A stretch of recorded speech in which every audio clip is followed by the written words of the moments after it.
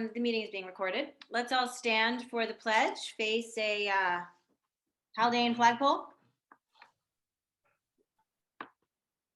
Pledge allegiance to the flag of the United States of America and to the republic for which it stands, one nation, under God, indivisible, with liberty and justice for all.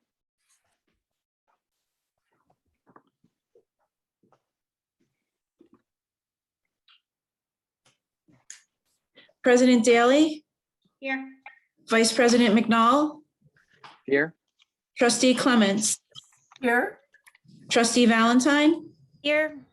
And Trustee Headland is unavailable tonight. Thank you, Ms. Platt. Thank you, everybody, for being here. Doing a quick pivot. We are meeting via Zoom simply for a couple of precautions. That we fully expect to be back in person on January 4th, 2021. Our next scheduled board meeting at 7 p.m. In the small gym auditorium. So I will turn it over to Dr. Benante for his comments. Thanks, Jen. I'll try to keep my comments brief this evening since I know our administrative team's here and we have a couple of special presentations. Just one note I wanted to make at the start of our meeting, I will have some comments to close as well, was related to an anticipation that the county will begin to allow for a test to stay policy for students in quarantine at some point in the near future. If you're keeping tabs on this, the CDC has now recommended or endorsed test to stay policies. Surrounding counties have implemented them, I'd say with mixed results. And the mixed results is it can be helpful to keeping kids in school who are otherwise quarantined or would be quarantined.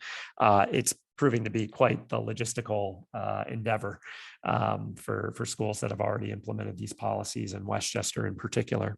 But I do think that after the break, we will see some movement on this, and we'll examine as a district implementing a policy once the county fully endorses it in sometime in the next few weeks. So with the holidays approaching, we are asking folks to be vigilant, and we're encouraging families to the extent that it's possible to consider having your child tested for COVID prior to returning him or her to school in January. So we think that would be very helpful to us, and we've communicated such to families, and obviously we're hopeful that everyone has a very safe holiday and is mindful of taking precautions as it relates to public health and nobody falls ill. But it is still a time where we're seeing a lot of illness in the community related to COVID, and we want to do our best to keep our school open. So our intentions are to come back right after the new year. But I will be communicating to families that we're going to be keeping an eye on this over the next couple of weeks. And some districts have been forced to close prior to break. We're hopeful that we'll be able to open after break, but we very well may find ourselves in a position where we have to go remote after break. We don't know. Hopefully illness will stay contained, and that won't be the case, but it's something we'll be working on through the holiday. So that concludes my remarks for now. If there's any questions on that, I'll pause. And if not, I'll move on to my one of my presentations. Any questions from the board? I think we're good. Keep on going. Yeah, plenty there.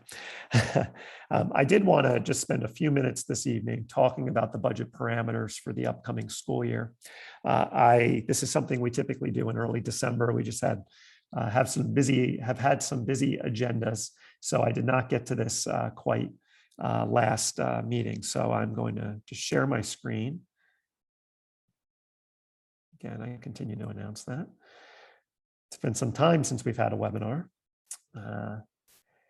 Okay, so typically at this point in the school year, we begin to go through some parameters for budget development that guides the administration as we start to construct next year's budget, which we really get in some serious work with come January.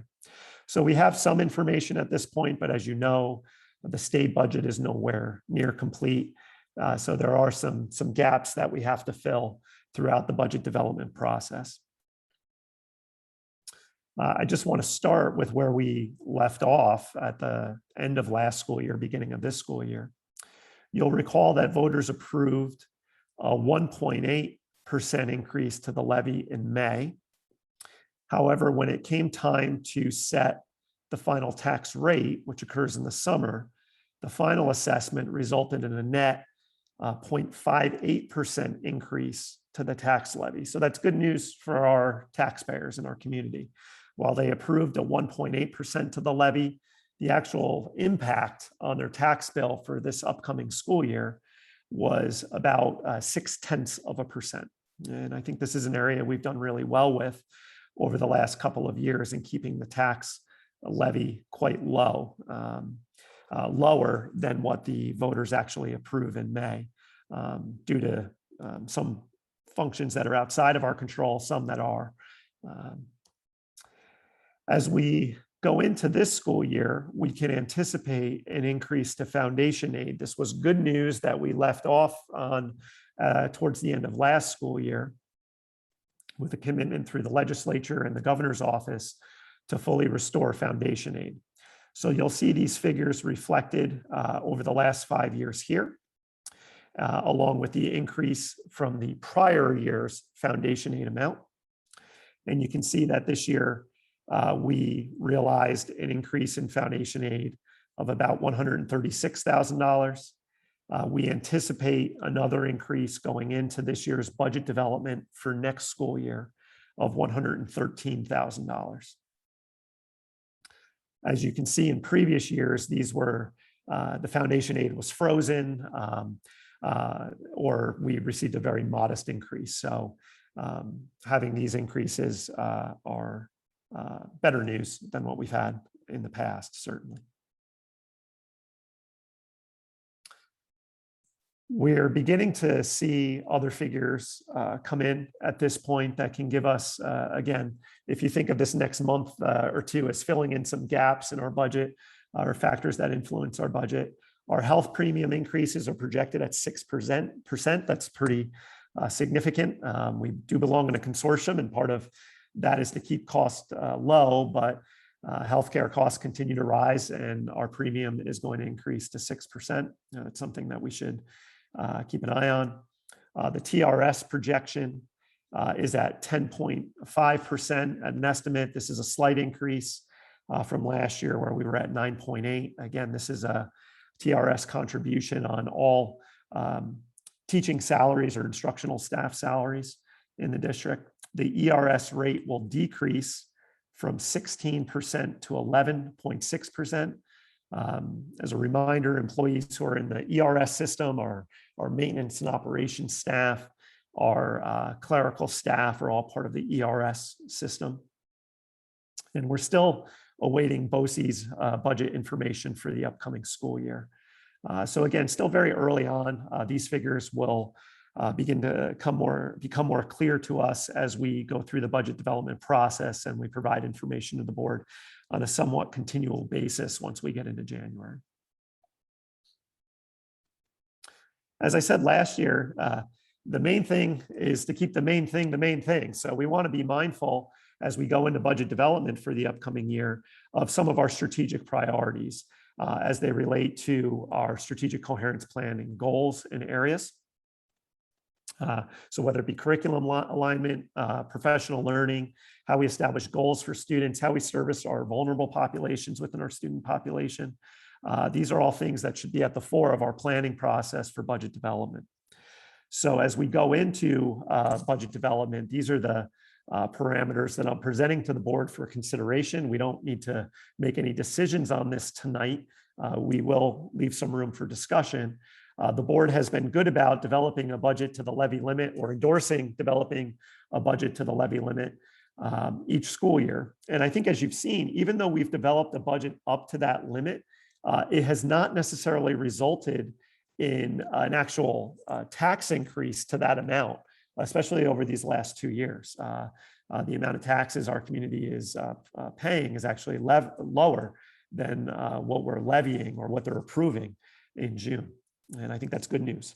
And again, trying to strike a balance and having a really good school system that provides good programmatic opportunities for our students, but at the same time being mindful that it comes at a cost to our community. Maintaining all existing programs is something that we've had as a parameter in previous years.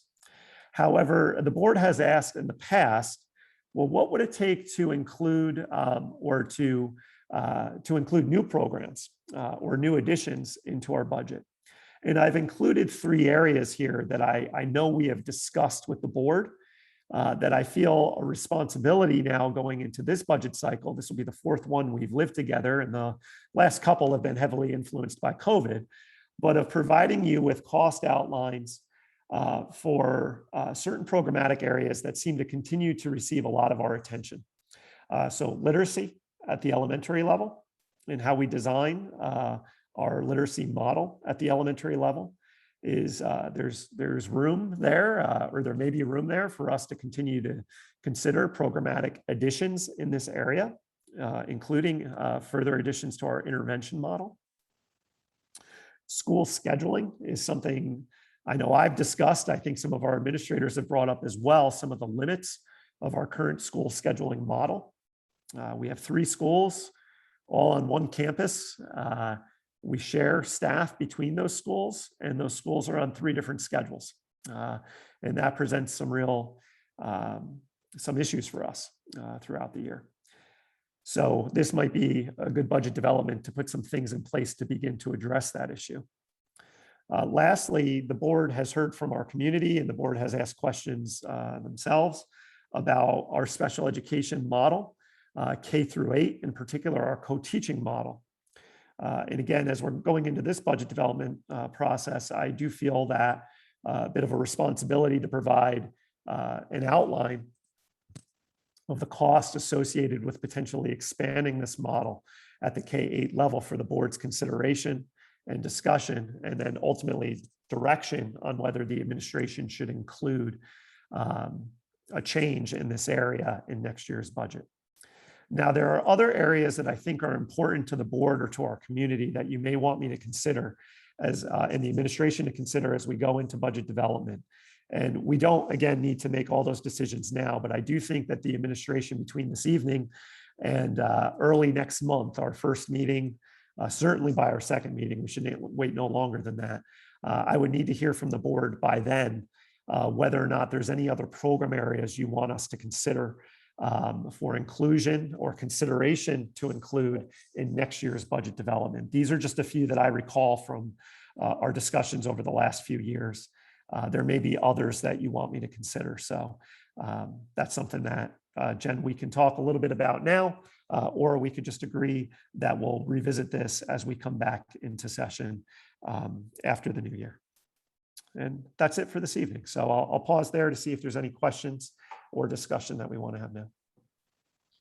No, I just wanted to, I believe you, when we talked about the maintain all existing programs last year, I think what you said is accurate, that the board wanted to create a little bit of space for the administration to not feel like everything needs to, quote, stay the same. Yep. And that does mean, you know, the potential for new programs, but I feel like the board also communicated that perhaps some programs that we currently use, we don't need to keep using, or, you know, we don't need to keep doing. So it's not just about implementing new programs. It might also be about shifting away from current programs that we're using. So I just wanted to be clear. I believe that's what the board kind of shared last year, that we really wanted to create some space for the administration to feel like they don't need to just do what we always do. I hear you. Thanks, Jen, for clarifying that. Phil, could you talk a little bit more about the scheduling and give like a specific example for us lay people out here? What do you mean by, you know, some of the scheduling issues? Sure. And I'll invite, since the principals happen to be on, they could share some of the particulars as it relates to shared staff. But when you consider that our staff are a special area teacher, for example, may teach elementary sections and may teach also some secondary sections. Well, those are 2 different schools that run on 2 different schedules. So the length of day for our teaching staff is defined in their contract, but the length of those days, again, secondary starts earlier than elementary. So what we have to be mindful of contractual parameters when we're just deploying our staff, in particular in the special areas, because the length of their workday is defined by their contract. But at the same time, when they're going between a secondary schedule that may run on a bell schedule, if you will, and then an elementary schedule that doesn't, we lose flexibility there to use them in the most effective and efficient way we can. So it's not uncommon to have seen in the past where our special area teachers may have some pretty big gaps in their schedule, meaning they're full-time, but on a given day, they may not actually be teaching as many classes as we could, because we simply couldn't make the schedules line up in a way that works. You'll note, Maggie, that at the beginning of the school year, and this isn't an issue that will solve all of this, but we do approve a number of 6-period assignments for our teachers. Some of those 6-period assignments are driven by the fact that our schedules just don't line up in a way that allow us to create a course or run a course at a time that we know our students can take it. But those teachers don't have the flexibility in their schedule to, because of, again, they might be split or navigating other things. That means we just have to make it available through the addition of a 6-period assignment. So those are some of the issues we see. There's others that we could drill down to, but just as the start of that, that's something that we encountered. Does that help? And yeah, definitely gives sort of a foundation there. But in terms of, so where were the costs come? And again, basic question, but in terms of the costs and putting money from the budget into this, is that hiring more teachers? Is it spending more time thinking about the scheduling? Yeah, it's a consultant to facilitate the work. So I do think that when it comes to school scheduling, we could try to do this go it alone.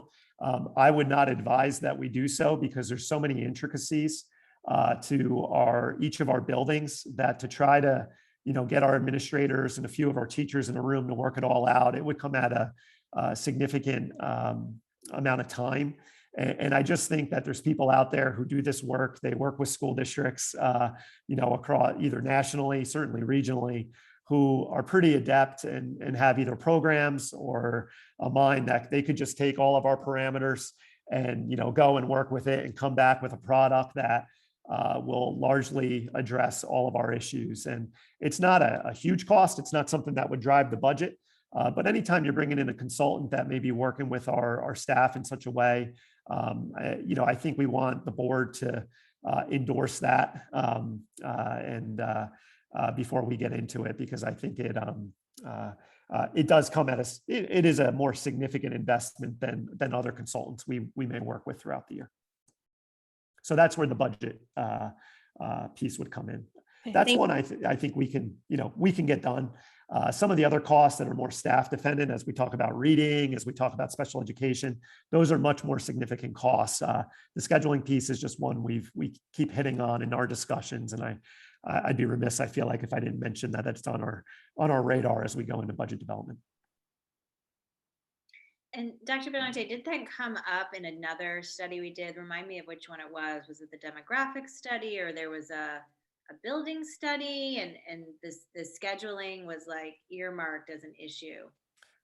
I think it's come up in almost every study we've done. I feel like it's recently, and it's in our, I mentioned the HR audit, it's in there. It's anybody who's kind of come in to work with us and examined staffing in any way, whether it be how our buildings are staffed. You referenced the enrollment study, Jen, that was a component of that. Space utilization was a component of the enrollment and demographic study. The HR audit, obviously, there's a staffing component there.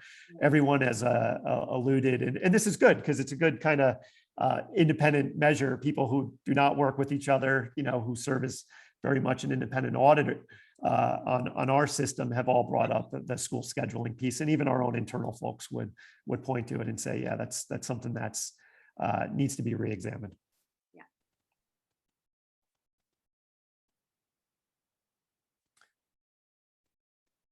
So with that, over the next few weeks, I'll just await hearing from the board if there's any further areas that the board would like the administration to consider in budget development as we go into this cycle. Okay. Jen, with that, I'll transition to Ms. Jamin. Ms. Jamin is here this evening. I see you're still in your office, Ms. Jamin, to provide the elementary school detail report. Christine, I do believe you have the ability to share your screen. Please let me know if you don't.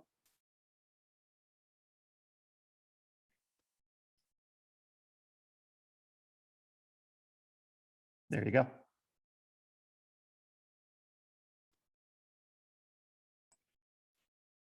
All right, yes, I'm still here. I didn't trust my Wi-Fi or my children to stay well behaved through the presentation tonight.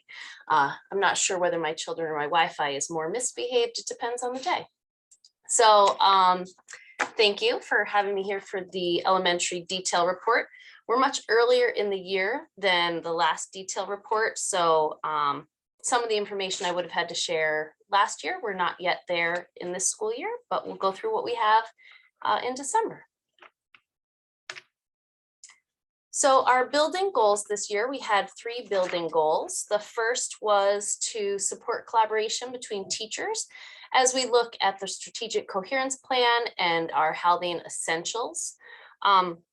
Last year, we had worked with a unit design template, and we had a number of teachers who worked with Judy Barbera and Angela Lawler to utilize a unit plan template that incorporated the Haldane essentials, and they gave feedback on that unit plan template, as well as a year overview document that we were using and that they helped develop.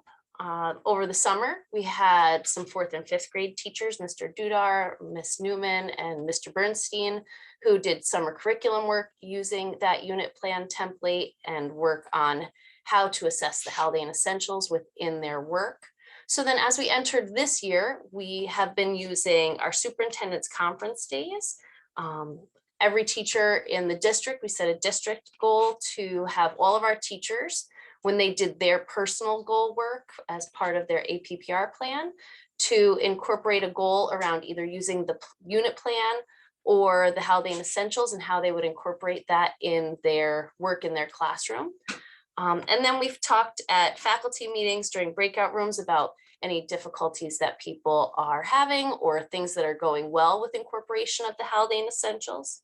And we are mid-progress in some mandatory after-school staff development, where the teachers have had a chance to work with their grade level partners or faculty members of their choice if there was a cross-curricular or cross-grade level endeavor that they were working on. So some after school time for them to work on those plans, and we have 2 more of those coming up as we enter winter and spring for our teachers to work together and use time to work on those 2 pieces. So our students, these are just some photos of some classroom anchor charts and classroom rubrics that are being used with our students. So there's a communication rubric that the students are helping to develop and use as they do their work, some anchor charts on communication, problem solving, growth mindset, and then some work that students are doing where they had to communicate, work together, problem solve. And the teachers are incorporating all of those essentials and trying to think about it in a systemic way that will increase K-12 alignment over time as we continue this work as a district.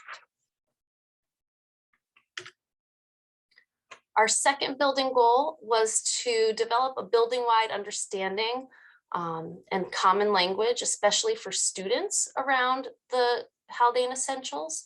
So part of that work has been pushing into classrooms to use literacy to build discussion within students and classrooms, or between students in their classrooms, around the themes of books and having them think about what those books show them when it comes to the kind of school we want, how we want to communicate with each other, how we want to treat each other, how we can get better at this over time.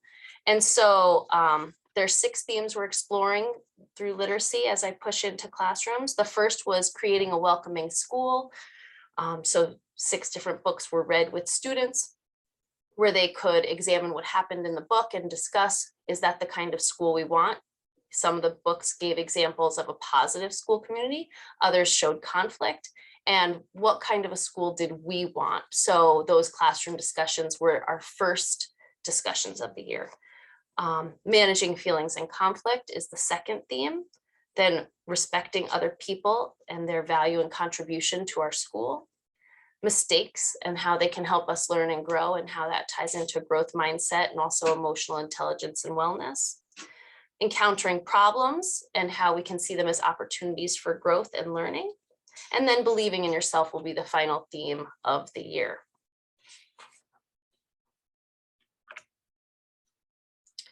And then the last building goal was to transition to our new MTSS plan. So Ms. Rounds and I presented that plan to the board in September. It was adopted by the board, and now it's rolling out the changes in practices that are part of that plan so that we are implementing it over the school year. So we started the school year with new entry and exit criteria that were laid out in that plan. Adjusting them for any new data that we got as we entered the school year. We've had 2 building-wide data meetings at the elementary, one after the first administration of the NWEA, and then one after the first report cards went home for our data team to examine any trends or data that we saw within those two assessments.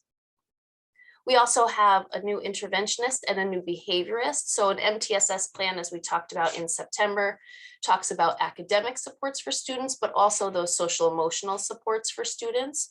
So we have also been transitioning in Ms. Phonemic as our new behaviorist and using her input and experiences to build our social emotional support. We have all of our related service professionals as well as our TAs trained in safety care, which increases their ability to support our students socially and emotionally. And then with our academics, we added Ms. Pastula as an additional interventionist on top of Ms. Saunders, who's already been working with our students K-5 in past years. So adding Ms. Pastula has been wonderful. Ms. Phonemic was a new behaviorist, but not a new position. We had a different behaviorist in last year. Ms. Pastula's position is a new position. So we didn't have her working with students in this capacity last year. She was working with remote students, but not as an interventionist for tier 2 or tier 3 students. So part of our MTSS plan was that we identified that it would be a district priority to ensure that our students who struggled with literacy had the support of a certified teacher rather than a teaching assistant, which in some cases was how our staffing worked out in previous years. So by having 2 certified teachers working as interventionists, we have 37 students working with a certified teacher in the area of literacy. Whereas in past years, we had about 20 students working with a certified teacher and then other students working with a teaching assistant under that teacher's supervision. So we've almost doubled our number of students that have direct support by a certified professional.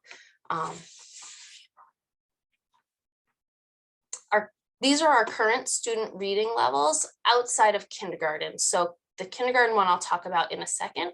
For our other grade levels, you can see that we have about 15% approximately of our students are reading below grade level. It varies slightly between grades. And those students are then working with those certified teachers. I think if we add those up, you get to 39 students. We have 37 working with teachers right now. And there are a few of them that are getting support from special education teachers as well. So those students are getting direct support.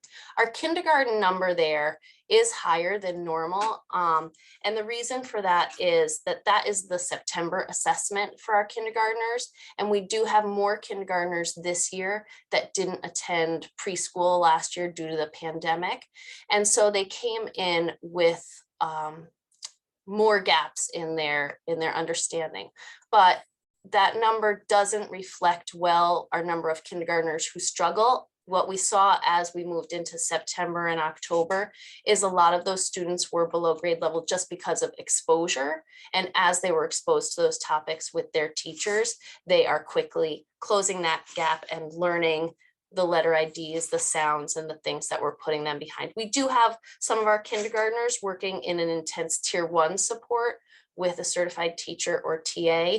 And we'll have a better idea of those gaps as we do the NWEA and winter assessments in January. So our students will get some additional reading assessments as well as the NWEA as we move into this next part of the year.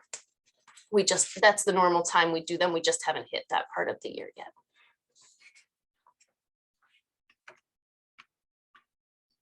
And then we have 2 building initiatives, which we've talked a little bit about at board presentations as we've moved through the fall.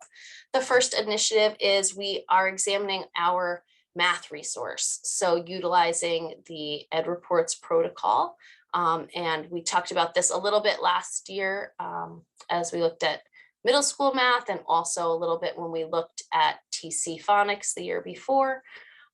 We began by asking districts in the region which programs they've been using, as well as looking at Ed Reports to examine which programs are highly rated in their assessment.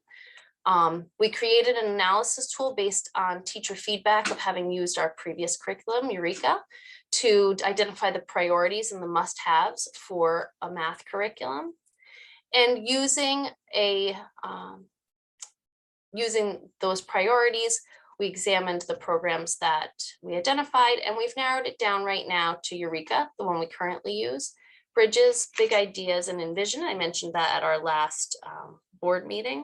And just so you have an awareness, some of the criteria that we were looking at are how the materials align to New York standards, the type of instructional tasks and activities that are being assigned to students. So do they incorporate critical thinking? Do they incorporate problem solving? Do we feel like they're developmentally appropriate and meet our student needs? Do they have equity, diversity, and access? So are there opportunities within the curriculum for both our advanced students as well as our tier 1, 2, and 3 students? What kind of assessments are included? And is there opportunity for professional development or alignment with the middle school and high school math programs currently in use? So those are the criteria that we're looking at. The next steps with that are the samples. When I put this in, they were arriving, but they have now arrived in a beautiful rainbow array of books in district office. So those samples are here from the programs that we have narrowed it down to, the resources we narrowed it down to. Our teachers are going to be able to compare them and evaluate them based on those priorities that I just mentioned. And then our instructional team will have an opportunity to join a webinar, ask questions of the vendor if there's any questions that came up as we looked at the materials. And then using that information, we would select the program we felt best met the district's needs and present it to the board. The second initiative is the revision of the elementary report card. The reason we are trying to revise the report card is a few things. That revision actually started prior to my joining Haldane. And it began with some work looking at the standards. The New York State standards have changed. We have the next gen standards versus the Common Core standards. So some of the standards are changed, and we do have a standards-based report card. There was a parent survey that was done at the end of 2019. And what the parents said during that, I know it's a few years back, but it's consistent with what I've been hearing as I've engaged with families around report card time, which is that right now it's just descriptors of the standards. You know, is your child mastering it or not? There's no room for comments or no place for comments from the teachers on the elementary report card, and parents feel like that is a real missing piece. And then there's a lot of confusion on the rating descriptors. So right now, our academic standards are rated 1, 2, 3, 4, 4 being that they are at or above grade level, and then 1 being struggling. But then our learning behaviors and effort are graded 1, 2, 3. And that causes a lot of confusion for families because they'll see a 3 on a learning behavior and think that their child is struggling, when in fact that's the highest that a child can receive in those. So that becomes very confusing for our families, and we'd like to clear that up so that that's no longer getting in the way of what we're trying to communicate about kids. And then lastly, so when we got to my start and the strategic coherence plan was underway, that work was identifying what are the teacher, student, and community priorities for our kids. And it was important, as I met with our teachers and the instructional team, to see if those qualities were reflected in the learning behaviors that we're reporting on on the report card. And right now they aren't. Right now, most of those learning behaviors, there are some that reflect problem solving or critical thinking or communication, but many of them are more classroom routines. Does your child complete homework? Do they complete their assignments? That kind of a thing. So as we revise the report card, thinking about what parts of our Haldane Essentials can we communicate to parents well. And we may not be reporting on wellness as an example. That's something that I don't think you would rate a child on. And we talked about that during the development of the strategic coherence plan, but certainly problem solving, critical thinking, and communication, if they're a value of the community and they've been identified through the strategic coherence plan, we should be giving parents information on those through our report card system. So we're looking at those learning behaviors as well. So right now, our teachers are in the process at grade levels of looking at their ELA and math and science standards and making sure that the ones that are currently on the report card are aligned with the current standards or adjusting them as appropriate.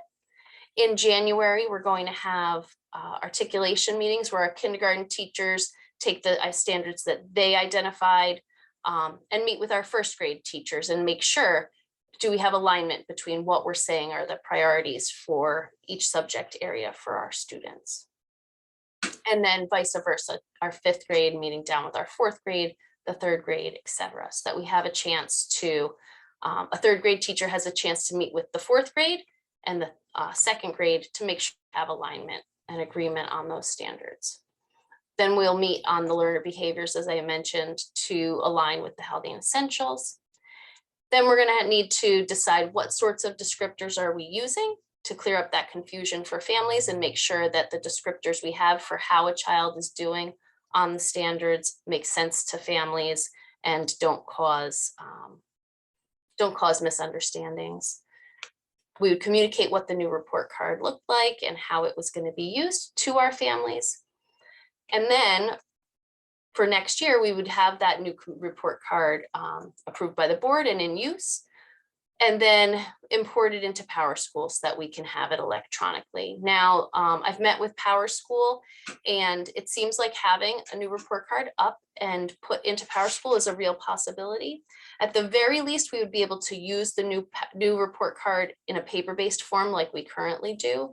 But ideally, we would get it into PowerSchool as soon as possible because it makes the data analysis and identification of trends a lot more user-friendly and productive if we have that data in an electronic format that can be sorted, exported, and analyzed to get information on our students. Right now, if you wanted to see a trend across a grade level or with a group of students or for a child over time, you need to pull their paper report cards and look at them on paper rather than sorting data. So ideally, getting it into PowerSchool as soon as possible would give us better analysis of our building and where our kids are at from another vantage point in addition to the classroom data that we have from teachers to the NWEA. This would give us another way to look at it.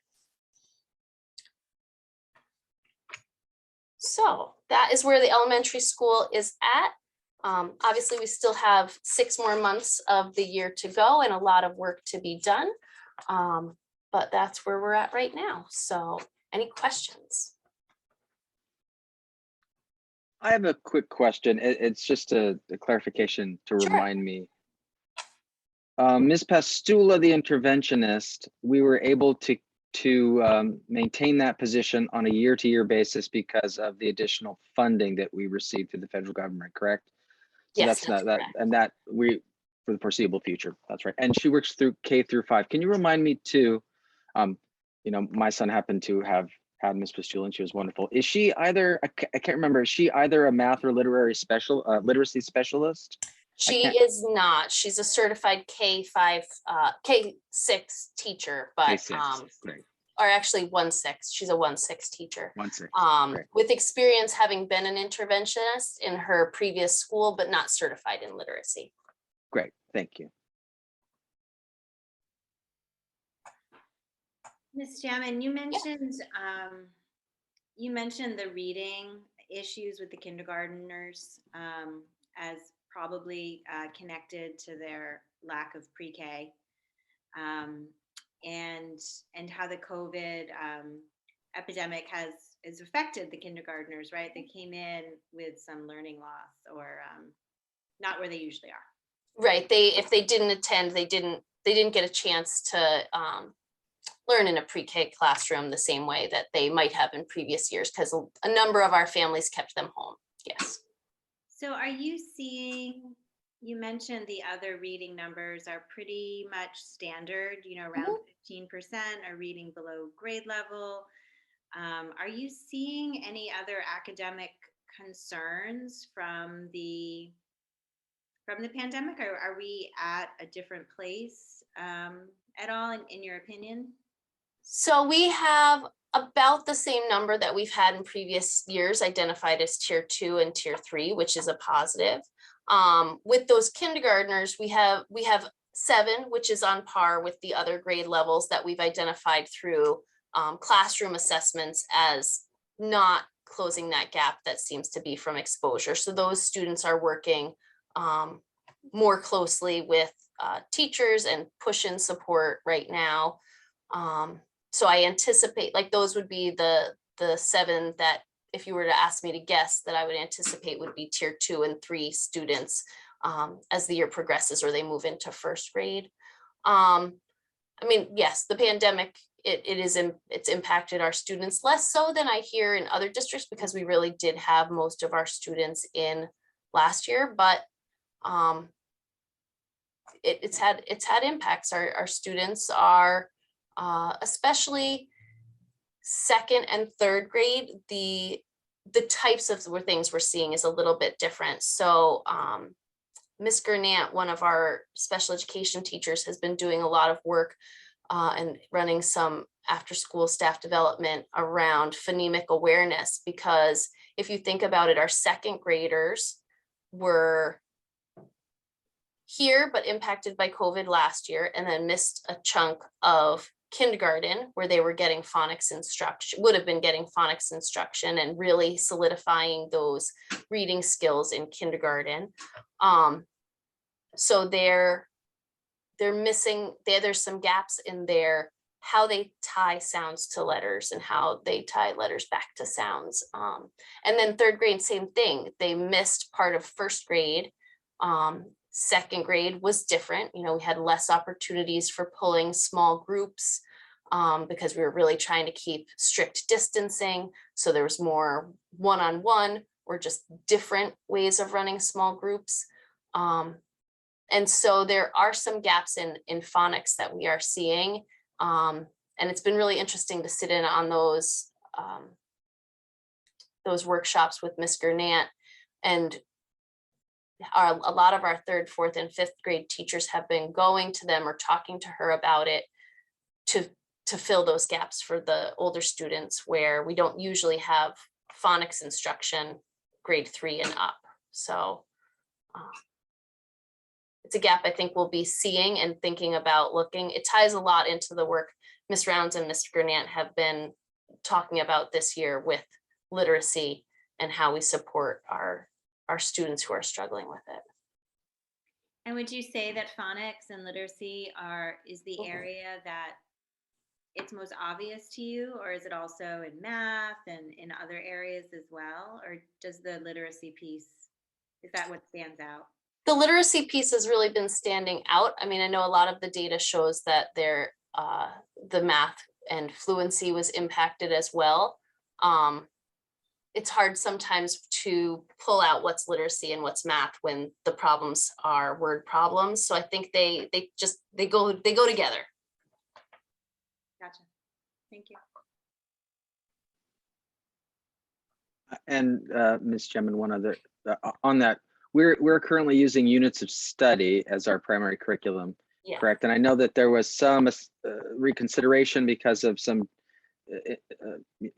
some reviews of that curriculum recently that said that it might not be the most effective. And I was curious to know, is that assessment of the efficacy of that program happening at the school level, or is it is that something? I know that Dr. Benante was reviewing the research on that as well, and I'm just curious to know. Yeah, so we adopted TC reading, writing, and phonics as our resource, but we don't use them exclusively and we don't follow them verbatim. Our teachers do have the ability to create interdisciplinary projects, to use other resources to fill gaps within a program. So like one of the resources that Ms. Gurnant was presenting was additional strategies for how to help students with tricky words. So we supplement and use other resources in addition versus, I do know some districts say, you're going to do this day one and we should all be doing the same.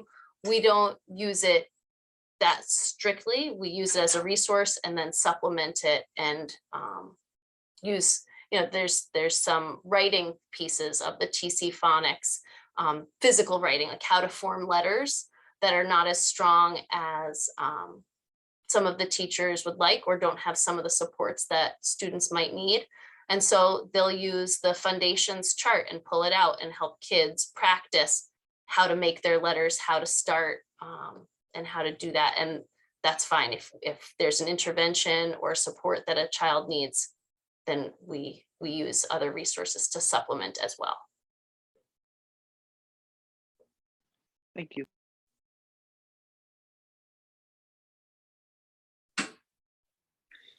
I'm just noticing, is Catherine checking out our attendees? And I see like a raised hand.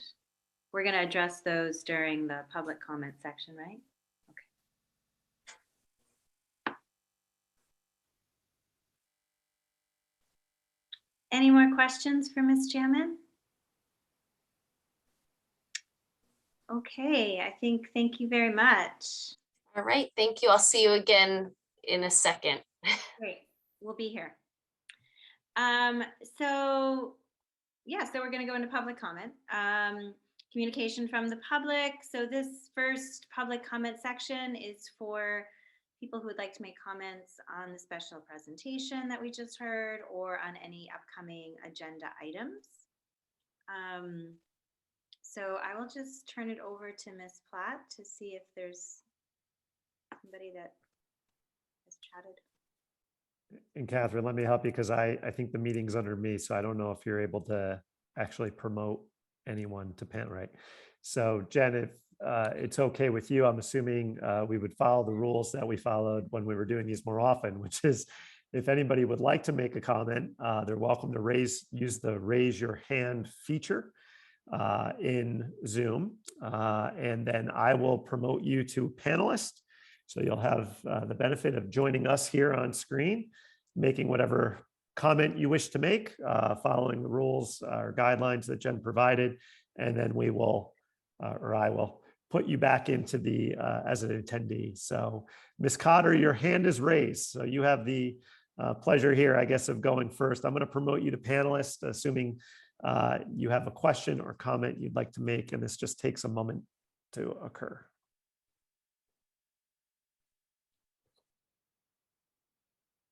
All right, Ms. Cotter, I see you now on the screen. If you just want to unmute yourself and and you're there, great. So, okay, this is how this works. hi, Great. Megan, go ahead. Christine, you did a good job on your presentation, so kudos to that. But going through it, I just have a question. I have a few questions. I heard a lot of like emotional goals that are great for the children, but what are some of your educational goals, like specifically for the children? And then you can piggyback that with your chart for the children in the reading that you did, that blue and red chart. So what are some of the specific goals, educational goals that you have for the elementary school? So I just want to make sure I step in here.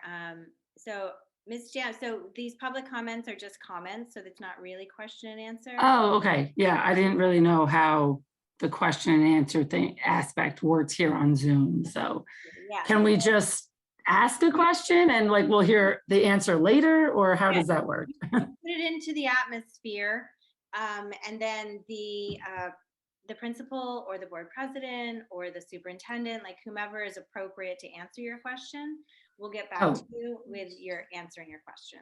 So this is just like your comment. Like personally, or? Yeah. Oh, okay. Yeah. So then I have like 3 questions you can put in a bullet point in an email then. Okay. Is that how this works? Yeah, so continue with your comments. Oh, More okay. like a comment section, not so much like a dialogue section. Oh, so it's not like a forum. Okay. Yeah, it's not like a forum to chat. It's just you can Okay. comment, mention. Okay, that's fine. They'll get back to you. Okay, so that was my first comment or question. And my second one is, I'm just regarding the teachers, what are we planning as a whole, as Haldane, as one, to put in place for these teachers during the learning experience during COVID? Like what is in place? What are we doing moving forward for them? And how are our children, once again, going to benefit from their development with COVID and with the development of our elementary, then going into junior high, and then eventually going into high school? Like what is the flow that we are projecting or that we are seeing? So I'm getting a lot of stares on the Zoom. I don't really know. So those questions have been recorded. We've noted. Okay. Christine, Ms. Jammin heard them. Dr. Benante heard them. I heard them. And then if you have any other comments or questions that you want to have everybody hear, now is the time. You have the floor. Yeah, no, those were just some like specific questions that I had on an elementary school level. And then obviously my children are going to be moving through the school district event, obviously eventually, but right now I'm really just concerned about the specific goals, the educational goals that the elementary school has, and then what we're doing for our teachers during the COVID times, so to speak. So if you can just get back to me on that, that would be great. Thank you so much. Thanks for being here. Okay, do we have any other hands, comments? Okay, so I think we're good in the comments.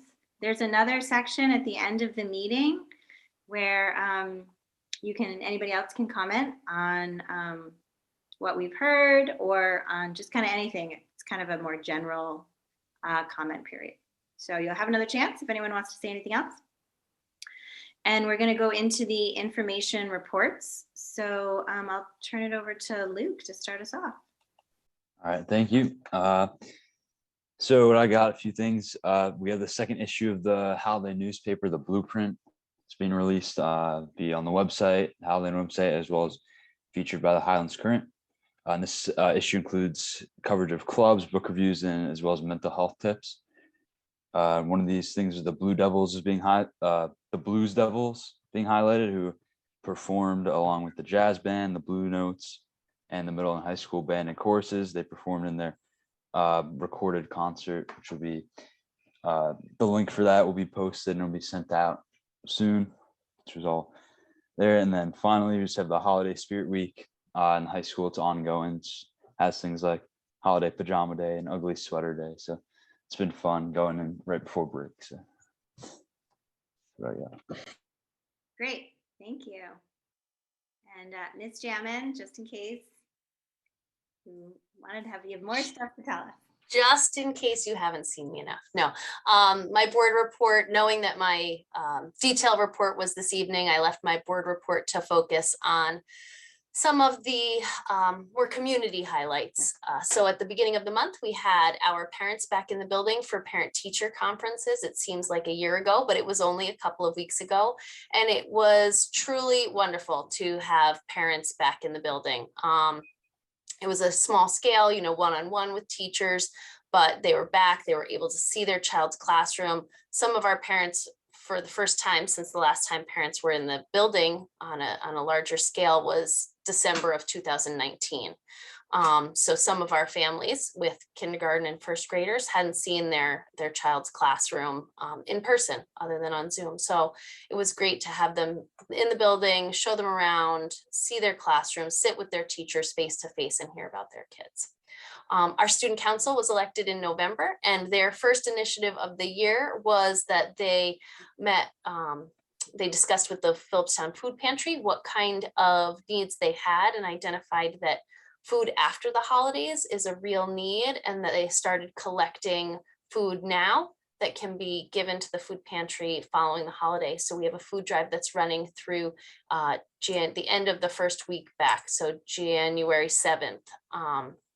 They're collecting and setting that up with our kids. And they've also been collecting notes for local nursing homes. So it's just been great to see them care so much about their community and put those initiatives in place. So unfortunately, COVID does what it does, and our marionette performance tomorrow is canceled because one of the performers has symptoms and needs to get tested, and I'm not exposing everyone's children to a possible COVID case. So that is postponed, but we will still be having our 4th, 5th grade chorus perform at dismissal on Thursday. So that is still some excitement. And I know our teachers are making the week academically focused and also fun as we approach the winter break.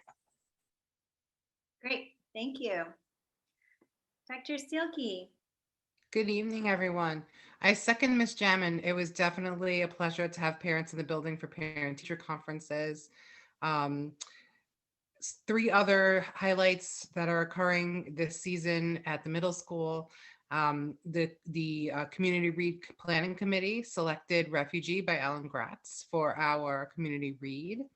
And our tentative date is April 21st. We pushed it a little bit later in the year so that the 10th would be back up. Hopefully that will become a confirmed date, and you'll see it on the district calendar, and advertisements will go out for the community read. Also, so big thank you to Jeff Silverstein, our VP of the PTA to the middle school, who put together a robust community read planning committee, and is also working with Hudson Valley Shakespeare Festival to collaborate as we've done in the past with the 6th grade. This year's performance is The Midsummer's Night Dream, and we're in the early stages of planning a collaboration with the 6th grade for that. So that's really exciting, and more to follow on that. And we're anxiously awaiting the video release of our winter concerts, which were filmed the first week of December. So very excited about that as well. Happy holidays, everyone. Thank you. Ms. Sniffen. Off the press, we just got the video released for the holiday production. It's in your inbox. So hopefully that'll come out tomorrow. midday. It'll be blasted out and posted on the website. But I did get a sneak peek of a couple of the performances, and it's amazing. I have to say, who we got to do the videography and the sound, it's really of high quality. So thank you to the Haldane School Foundation and the Haldane Arts Alliance for their support of that. But that's not what I was going to talk about. So I just, in the spirit of giving during the holiday season, I'd like to just highlight some volunteerism and some work that's been going on in the high school building. First, I know Dr. Benante had mentioned the drama production at the last meeting, and he had thanked Martha and Andre McHugh for their work and commitment to the fine arts. But I also want to just mention some of the volunteers who really behind the scenes help in making that production possible. So Mr. McDonald, Ms. Chandler, Ms. Bocour, Ms. Faraday, Mr. Mekalakis, Mr. Sniffen, Mr. Koch, and Mrs. Sandlin. Without their volunteerism, the production and all that goes into it would not be possible. So we thank them. It's 2 Thursdays ago now, December 9th, we welcomed all the Manitou and Garrison 8th grade students to Haldane High School for a tour and a visit and kind of getting the feel of the campus. And we had different students volunteer their time to lead the tours and run panel discussion and share some of their experiences at Haldane. So I'd like to thank Caroline Nelson, Conrad White, Nat McCoy, Josephine Jarmusch, Mateo Cervone, Sophia Skanga, and Maya Gelbert for their participation in that morning. Also today, Dr. Silky, myself, Miss Jamin, and Dawn Rosano had a chance to help and organize the Giving Tree, which this year, I think a record 33 students we were able to support. And that's thanks to the PTA, to Tara Rounds, Renee Curry, Nicole Rivera, Dawn Rosano, Scott Manny, for their commitment in making that an annual tradition here at Haldane. And my last volunteer one for the night is we finally got our state approval to run the EMT course alongside Dutchess Community College in the Phillipstown Ambulance Corps. So those students and adults 16 and over who expressed interest in taking the course approximately 6 to 8 weeks ago when the survey went out, you'll be receiving information from Nick Falcone of the Phillipstown Ambulance Corps. And I think just last week, I was reading an article in LOHUD about the true need in our region in Putnam, Westchester, and Rockland counties that are really struggling with EMTs on the road to support people in need. So I encourage anybody who hasn't signed up for that there still probably is time and Nick can still squeeze you in. To date to be aware of, the junior college planning meeting is January 6th, and we will be holding an in-person National Honor Society induction ceremony on January 13th. That's it. That's a lot. Thank you. That's a lot. Ms. Rounds. Hi, good evening. So just a couple of updates to share for this month. The first Learning Differences Committee meeting did take place at the end of November, and it included a small group of parents and teachers from each building. So the discussion for this first meeting surrounded alignment of services at each level in the special education department, as well as communication between parents and teachers, how we share information. And the group had a good brainstorming session together. I think it was a positive and productive initial meeting. So I'd like to thank Teresa Lagerman, who is the chairperson for this committee, and to thank you to all the parents and teachers who attended that first meeting. I look forward to future meetings of the Learning Differences Committee. Also at the early part of this month, we had our DBT consultant who works very closely with our clinical staff, Dr. Nora Girardi, provided an online training. Our clinical staff arranged for this training for teachers that could sign up to learn skills for being an emotional coach. We had 20 staff members attend, so it was well attended. And the training surrounded a short-term in the moment type of intervention so that we could work with students who may become emotionally dysregulated during the day before they can meet with a counselor. So some of the training was in a lot of validation. In DBT, we always say validate, validate, validate first. before we're looking to fix problems, and redirect the student to a skill that they can use to regulate themselves, such as self-soothing or distraction, praising the student for success in this, and reinforcing new learning. So I think the training was well received and well attended. They look forward to future trainings that can be provided. So thank you to our clinical staff for arranging for that. Great, thank you. Mr. Elder.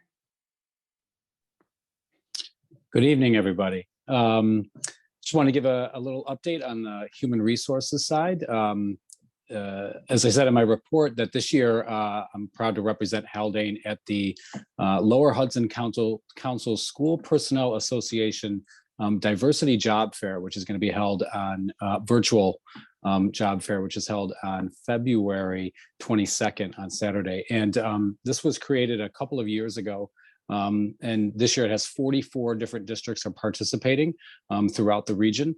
And it's really an opportunity for school districts to meet with prospective candidates that are looking for employment opportunities.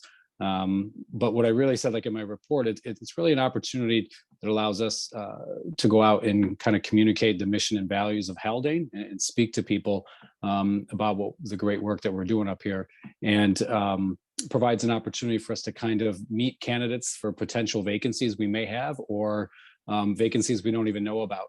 But it's always good to have a healthy pool of individuals that when vacancies do arise, that we were able to call upon. And since I read that report, Ms. Sniffen had forwarded me something. I'll also be representing Haldane in March up at the SUNY New Paltz Job Fair, which is going to have up to 30 districts doing something very, very similar.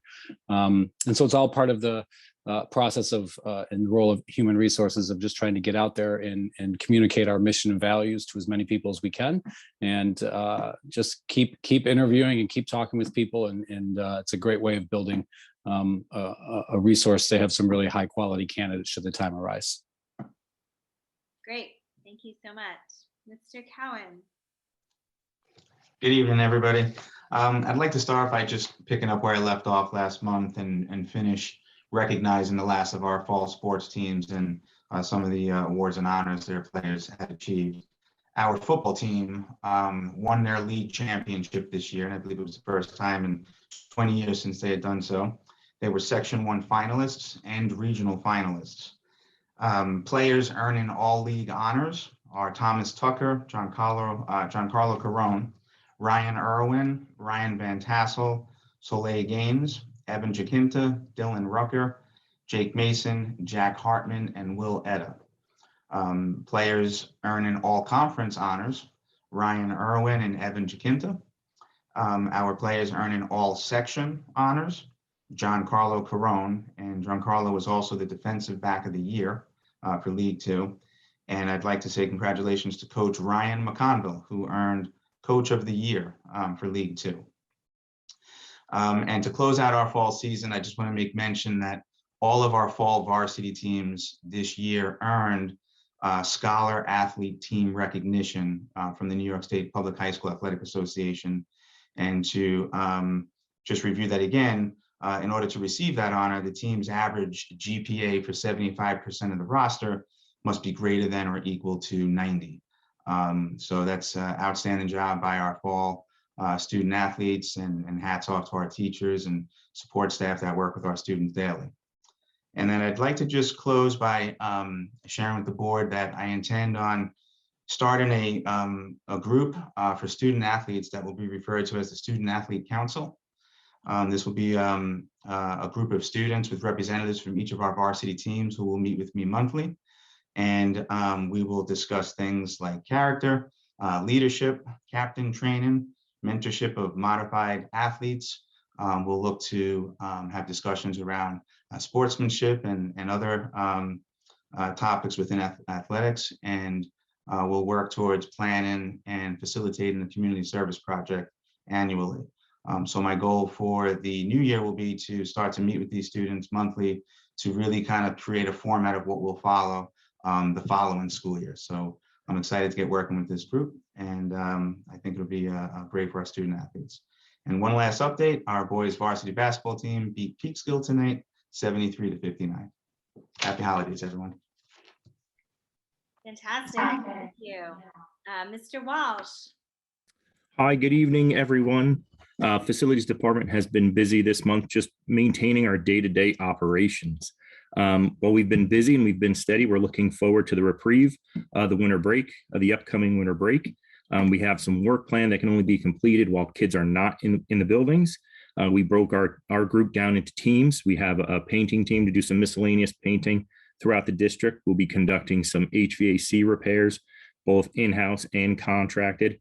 We'll be doing some deep cleaning of classrooms and reburnishing of floors to get the classrooms and floors back to the condition that they were when kids came into the building in September. We also have some contracted work taking place over the break. We'll be cleaning the ductwork within the elementary school building. We'll also be replacing the wall padding within the small gymnasium. So at the next board meeting, hopefully we see a nice refreshed wall padding within that space. Earlier in the month, in December 9th, we open up bids for a small site work project, which is the redirection of some stormwater flow within the flagpole and the circle area there. That was the apparent low bidder is Contact Construction Technology. Additionally, and in terms of our capital construction work, Ron Lombardo Plumbing and Heating of Rockland County was awarded the phase 2, the electrical mechanical upgrades. Contracts were signed for that work. Kickoff meeting was conducted. We're working with the contractor and the architect now in the approval of submittals, as well as coordinating a construction schedule in terms of lead time of equipment as it coordinates with the school calendar. So we'll hopefully be able to complete some of that work throughout the year when it's non-impactful to the district and into summer 2022. And that's all that I have, unless there are any questions. Sounds good. Thank you.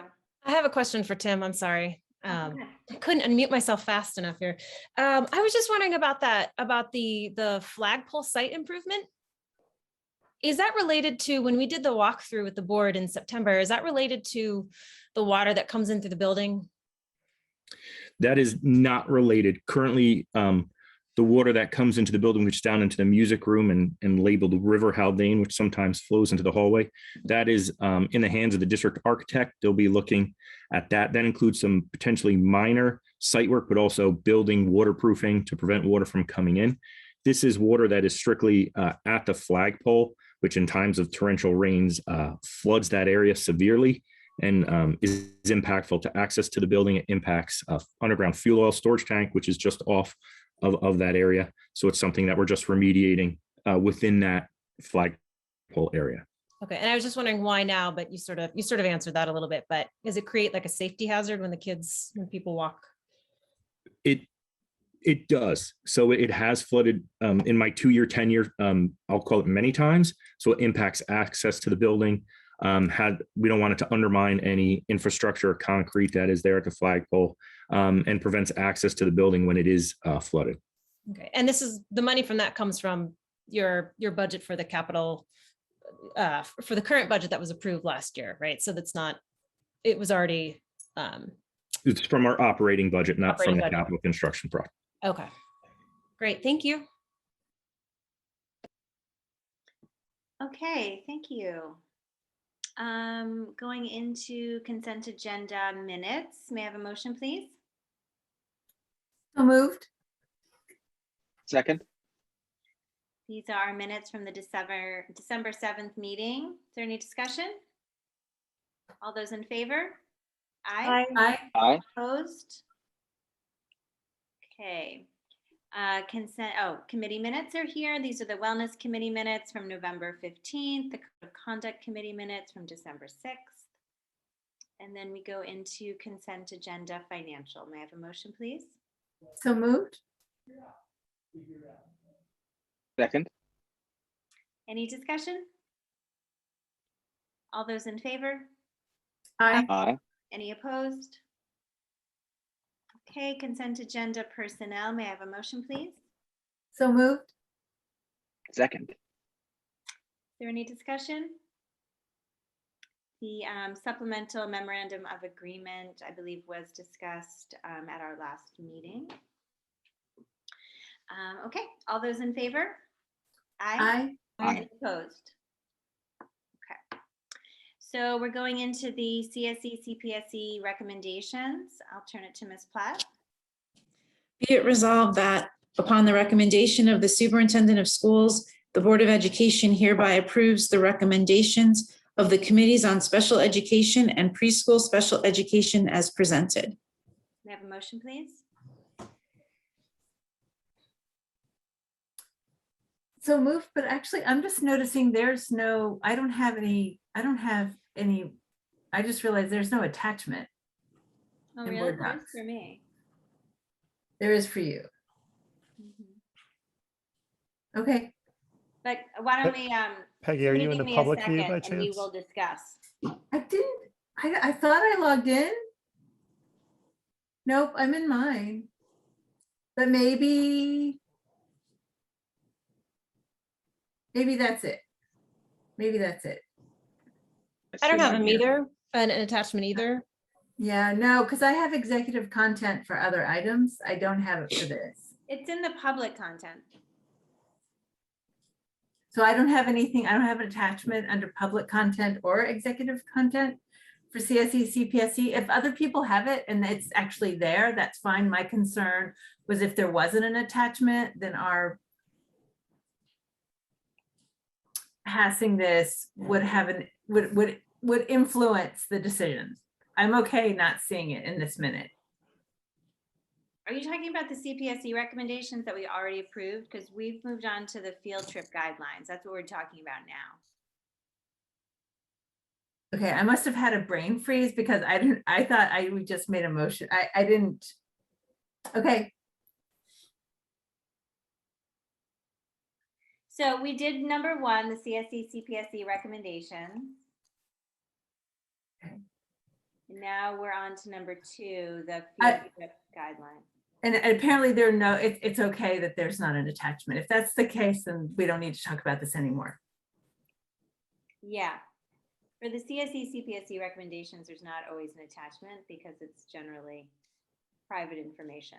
But No, there's always an attachment that includes the non-identifiable numbers, but Right. that's, if everything's okay and Catherine doesn't see a problem with that, with there not being attachment, then I don't think it's an issue.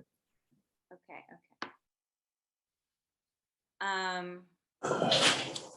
Okay, so Jen, we don't have a vote on that though, so We don't have a vote on the CSE. That's why I brought it up, Jen. oh, then did I have a brain freeze? Yeah, I think so. I was afraid I just had like a moment of dementia. No, we hadn't voted. We had passed a motion to discuss it, which is why I brought up that there's not an attachment. Okay, well, then I'm glad you're bringing it up. I agree with you. I don't see an attachment either. Sarah, do you recall if this item were to carry forward to the January agenda, does it get in the way of any services for students right now? I think the one service that I'm thinking of, we can put in place informally on a trial basis.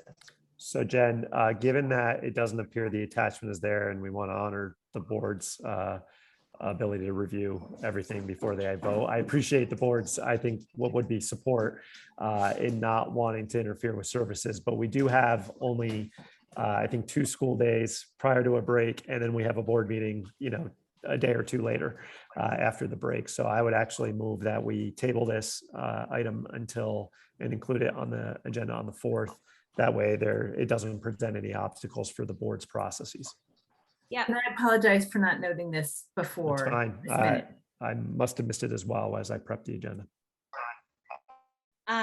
Okay, great. Well, I apologize for not even talking about the right number, Peggy. So, I okay. was perfectly willing to accept that I One, I was everybody. wrong. Tabling number 1. We're moving on to number 2. Class field trip guidelines. And I'm turning over to Ms. Platt. Be it resolved that upon the recommendation of the Superintendent of Schools, the Board of Education hereby accepts the recommendation for field trips and the guidelines set forth herein for the 2021-2022 school year. May I have a motion, please? So moved. Second, Any discussion? Jen, if I may, I just wanted to thank Julia, Marianne, and Christine for working on this. They really sat and considered the various field trips that our students take, both during the day and overnight over the course of the school year. And setting these guidelines is an attempt on our part to, again, try to continue to reestablish components of our program that were in place prior to the pandemic. Once again, we very well may encounter some issues on taking some of these trips this year. We're prepared for that if that's the case, obviously, given the circumstances, but we want to make every effort to allow our students to participate in these experiences. Many of them become foundational components of a child's experience at a particular grade level or at various points in their experience at Haldane. So with these guidelines in place, we feel that our kids can participate safely. Yeah, I really appreciated reading the student council letters as well. Okay, all those in favor? Aye. Aye. Opposed? Very good. Campus Master Planning Committee charge. Are we voting on this or are we Nope. just? So it's on for discussion only. And I just wanted to draw the board's attention to the overview of the Ad Hoc Committee. So last meeting, we discussed the process for engaging a consultant through the RFP process to facilitate components of the campus master plan. I alluded to having a group of community members, both internal and external, who would be a part of this work. And this is the draft of the Ad Hoc Committee. I would like the board to just spend some time reviewing this over the course of the next couple of weeks. And I can really use your feedback on what, in particular, what external community groups you would like to see the administration engage in having them as participants or representative from said groups as participants in the process. So you'll see in that draft, I didn't list any external groups. I listed only internal folks. I'm really looking to the board to help define which external community groups you think should be engaged as part of this work. So I have a question about that in terms of the kind of feedback you're looking for from us. So there's a couple of different ways, I guess, that this could go. So when you're talking about external groups, like groups completely external to the school district, so Chamber of Commerce. Exactly. Okay, and not necessarily our affiliated parent groups to identify the parent representatives, but really folks from the community. So yeah, okay. I guess you said that perfectly clearly, but I needed to confirm it. Okay, great. All right. Yeah, and the intention was not to, use this meeting to name them all. And I figured I'm not going to try to. I know you won't. That our board would want to just deliberate on that, and if you could be prepared to share that information with me at our next meeting, that would be helpful because we want to stay on timeline here. And then the administration will begin the process for engaging these groups or individuals in becoming a part of the Ad Hoc Committee. And as I mentioned at our last meeting, these whoever would be we reach out to, they will be presented to the board to endorse. So they will come with, I will position this for board approval to be a member of this group. I think that's important. And is there a plan yet or thoughts about a plan for how we'd identify the parent representatives? Yeah, so I'd like to bring that information to you at our next meeting. Sure. I do have some thoughts regarding how we would facilitate that that I'd like to share with the board as we start to bring the Ad Hoc Committee structure to closure, which I would anticipate at our next meeting. Okay. Great. Okay. Going into our final communication from the public. So this is an opportunity to share comments with us about anything that we have talked about at the meeting or anything else district related. I do not see any hands raised. So I'm going to assume no one wants to talk to us. And we'll go into board committee reports. So policy committee update. I'll turn that over to Peggy. I think that we have a lot to report. Well, we do.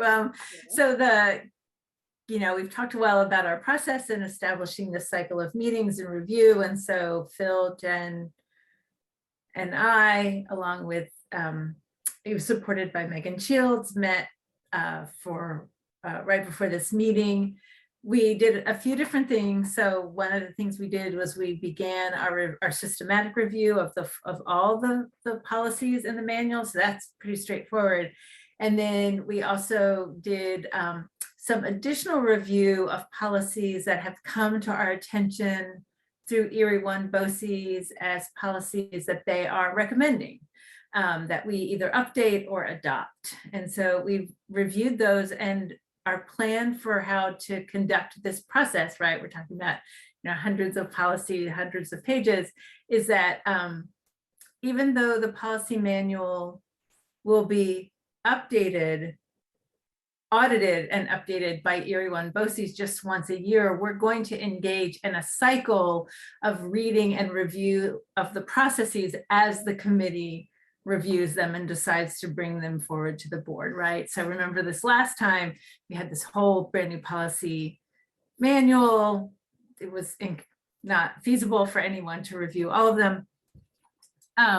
But even at this point, as new policies come, we want to engage the board in the opportunity and the public in identifying which policies we're about to consider or we are considering either adopting or revising. And so look for on your January 4th agenda, a handful of policies that are going to be ready for their first read.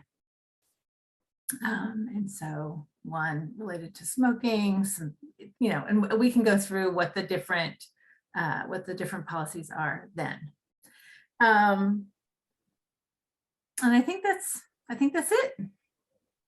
Yeah. I guess the other thing we could do, I think this makes sense.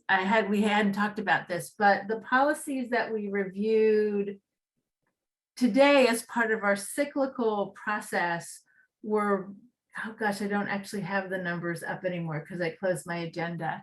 It's basically the first 25 pages of actually, maybe I'll wait until our next meeting and I'll just let you know. I'll just read out the list of the policies that we reviewed. But if you look at the beginning of the policy manual, the first policies really are very much sort of about the board and as well as sort of positions that we appoint every year, for example, at the annual meeting. So if you want to get a sense of, the progress we're doing, that's what we're doing. And I guess actually, Jen, any changes that we're suggesting to those policies also need to be brought before the board as well, even if they're minor, like little. So I think we'll just want to check in about that with Megan, because I think we talked about some of those changes, but I don't think we necessarily put those policies that were in those first 20 on the list of what we want to bring before the board on January 4th, even though those changes are actually really quite minor. They still need to come before the board. So we just need to do that. Phil, if you could follow up with Megan Shields about that. Thank you. Any questions? Scintillating stuff. But it's good. It's actually nice. It was actually nice to have this meeting, hour and a half meeting where we're really making the kind of progress that we've been aiming towards accomplishing for the past couple of years. Working towards. Yeah, no, it was good.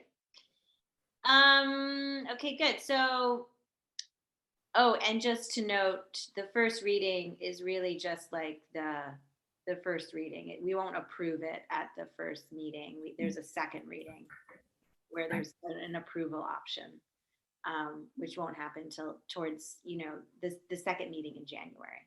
So you'll get the policies to read and be prepared to give comments or ask questions, but the approval process doesn't happen until the second reading.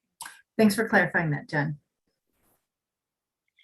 Okay, so the Westchester Putnam School Boards Association, I will give just a shout out to two things that they you guys all get those chalkboard emails.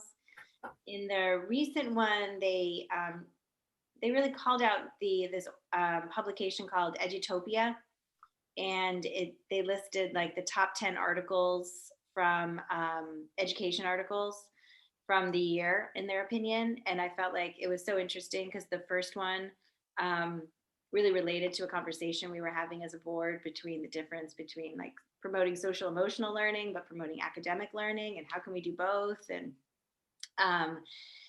And then I realized you can sign up for Edutopia, emails, then they'll just send them to your email. So if like you have an interest in continuing to get, it's like a little newsletter. It's really kind of cool and helpful. I feel like they do a good job. So I'm just throwing that out there to you guys. And you've also gotten some publication about the upcoming Area 10 Director election for NYSBA. And Westchester Putt has sent that information out as well, just to give everybody the information. There's 3 people running for the Area 10 Directorship, which is our directorship, which governs us and represents us with NYSBA. So we'll be voting on that next month. And there's 3 different candidates that you can all review, but we will have to, as a board, submit our collective vote for one of them. So. Can I ask a follow-up question? So I know we got the one email that had all 3. I know we received one email that had 3 resumes, but then I feel like there was another email that Catherine forwarded. And I'm embarrassed that I haven't. I assumed that was a 4th additional person, but that person was in the original email. It was it was one of the 3. It was, okay. It wasn't included in the first email, or she just wanted to add something, but it's one of the 3. It was one of the 3. Okay, I hadn't read them closely yet, and I had assumed it was a 4th person, but it's just those 3 folks that were in that initial email. Great. Okay, thank you. So we can talk about those people at our next one. That's it. Okay, board reflections. Does anybody have anything they would like to share? I have sort of a question I like to throw out into the ether that I'm obviously not going to get a huge answer on, but it's sort of weird out there right now in the world with this COVID kind of swirling around, and I'm just wondering how everyone is doing in terms of staff and teachers and students. I mean, I think I'm always so focused on my kid and what's going on in the classroom, but also with the staff and the teachers. It'd be nice to know how they're feeling, because I don't get a lot of feedback. I don't know if it's because I'm not talking to them on the blacktop, but I don't know. It's worrisome out there, just in general, the bigger picture. So, it'd be nice to hear a little bit more feedback on how folks inside the building are doing, the folks that are interacting with our kids every day. So anyway, just wanted to throw that out there. Like a general climate, Yeah. A temperature check. Temperature check. How are plans in place? Are we going to shut down again? I hope not. But if we do shut down, is there a plan in place? And we've heard about this. We hear about this a lot, but things change so quickly, and it felt a little bit more resilient a few weeks ago.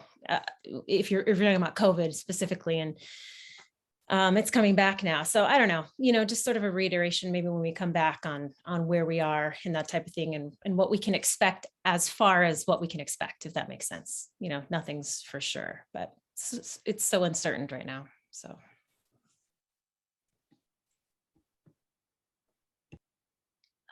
Yeah. Dr. Benante, do you have any final thoughts to share? A few. Sorry, my kids are coming home, so it's a little loud over there.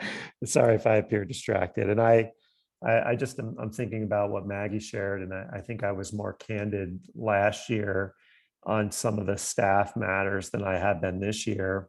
And there's this tendency just to, this year is different, but it's really not different. But I have no issue sharing that I believe our staff encounters a high level of stress and is each day. And that's exacerbated as we see significant shifts in the public health matters that are impacting us. So like, as you see the rise of variants and whatnot, it puts more stress on our school system and it puts more stress on our staff, both our teaching staff and our administrative staff, our clerical staff. As far as the vibe, while I, would hope that it's this time of year can be, would be a joyous time, celebratory time. My perception is that it is not. It doesn't carry that level of excitement that it may have pre-COVID, and that these times of when we get before a break, it comes with really just a sense of I need to get to the break, and because I need that time for myself or for my family. Jen and I were talking on, it's funny, Jen, you had shared something with me as it related to school start time, but I think it applies to a lot more than just school start time, because we know, like, and not to draw a direct equation between the two, but we know that there's certainly this perceived benefit, and I think a base of research exists on the benefits, the potential benefits of starting school later. But as Jen had shared, and we were talking one time, unless that's followed by a lot of other things, that also incorporate changes that, really would need to be made in the home, the benefit can be negligible. And I struggle with this sometimes, as our administrative team was talking about this today, because we recognize the high level of stress and our staff encounters, and burnout and frustration. And there's a lot coming out now about teacher mental health, and it demands our attention. And I'm glad, again, Maggie, you brought it up.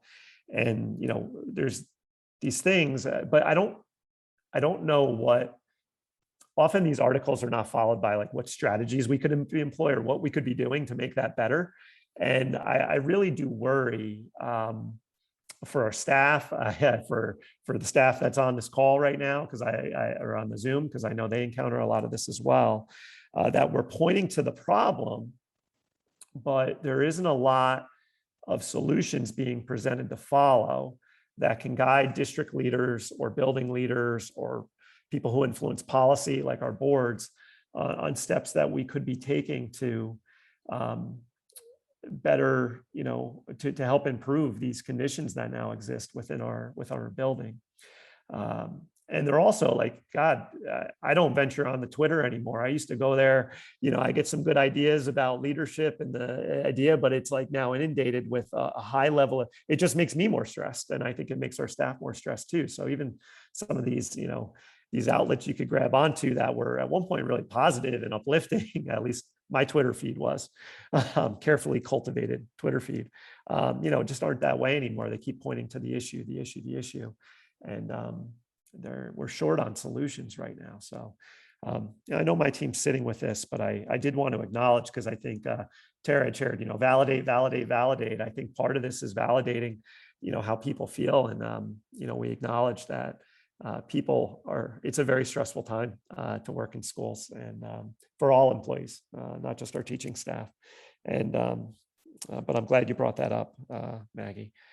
To transition to perhaps a lighter element before I close, Luke, you had mentioned the ugly sweater contest, and I just wanted to clarify: do you have an ugly sweater that you'll be wearing? Will you be participating in the ugly sweater day? I'm sorry, it may not be a contest.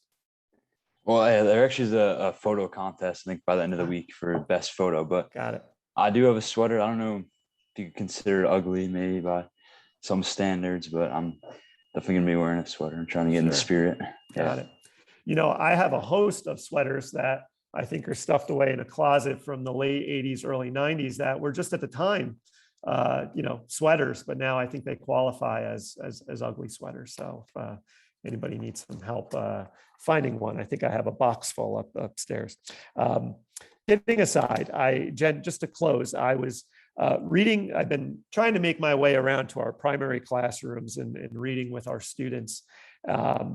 And I passed through the library today with Miss Llewellyn, because she helps me select books for our kids, and she had quite the selection that was seasonal in nature today for to help me out to pick a couple stories to share.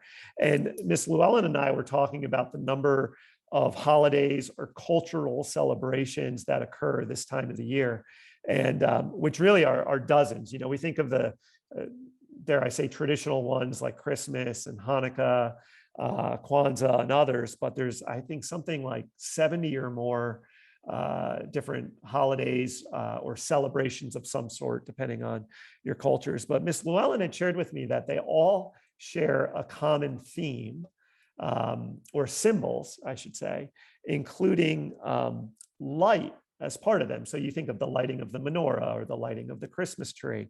And I had said, you know, I don't know if I ever had realized that. I mean, it's very evident when you think about it, but I don't know if I had ever realized that. And I asked Ms. Well, why is that? She goes, well, it's the darkest time of the year, obviously the winter solstice being today. So this is a symbol of how we need to let the light in to our lives, and, you know, light being reflective of joy, of peace. And that's why all of these cultural celebrations typically include light as in some part of them. It's a very dark time of the year. I think we can go a little bit further with that. You know, right now it's not just a dark time of the year. You know, within the pandemic, it's a very stressful time of the year, as we were just speaking, and there's very little light at this time of the year, and there's the potential for there to be very little light in our lives. So I hope that with the holidays upon us, that we take the time to celebrate responsibly, safely with family, friends. We have the time to laugh and enjoy the many points of light in our lives, and that our community has such over this next week and a half or so. So with that, Jen, I'll close and thank you and the board, and wish everybody a very happy New Year. Thank you. Happy New Year to you. I would like to make a motion to adjourn. May I have a second, please? Second. All those in favor? Aye. Aye. Any opposed? No. Okay. Happy holidays, everybody. Thank you very much. Aye.